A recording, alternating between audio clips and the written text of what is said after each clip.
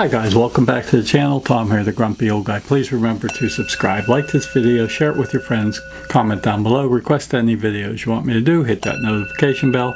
That way you'll know I'm doing a video. Check out Fan Vote Friday. You get to vote on the following Friday's video. It is Friday, and we have the winners of last week's poll, and it was a Beach Boys poll. All Beach Boys song, and the winner by a landslide was Good Vibrations. I was not a Beach Boy fan back then in the 60s because I was a Beatles fan. I loved them. I really wasn't into anybody else. And then when the Beatles broke up, I became a Zeppelin and Deep Purple fan, hard rock, heavy metal, and that sort of thing. And just, you know, that wasn't the Beach Boys sound. So, but they are great, and they had some great songs and hits. But they were an American rock band formed in Hawthorne, California, all the way back in 1961. The original lineup consisted of brothers Brian, Dennis, and Carl Wilson, and their cousin Mike Love, and a friend Al Jardine. It formed as a garage band centered on Brian's songwriting and managed by the Wilsons' father. They were one of the few American rock bands to sustain their commercial standings during the British invasion. So when all the Brits were coming, they still hung in there and had some hits. So let's go. Winner of last week's poll.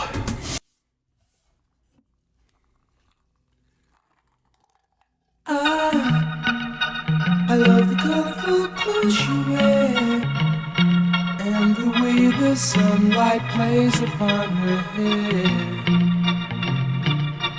I hear the sound of her gentle word on the wind that lifts her perfume through the air. I'm picking up her vibrations. She's giving me the excitations. I'm picking up good vibrations. She's giving me the excitations. Good vibrations. She's giving me the excitations. Good vibrations. She's mine. She's somehow closer now. Softly smile, I know she must be kind.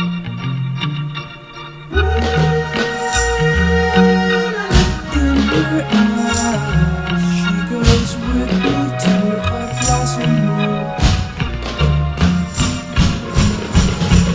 I'm picking up good vibrations. She's giving me the excitations. I'm picking up good vibrations. She's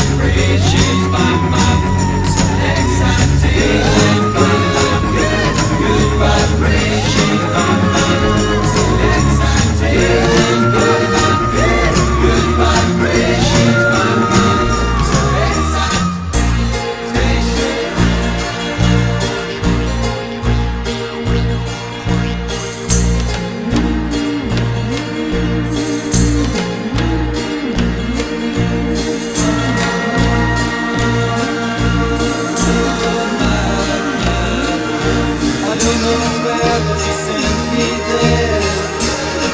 vibrations are happening with her.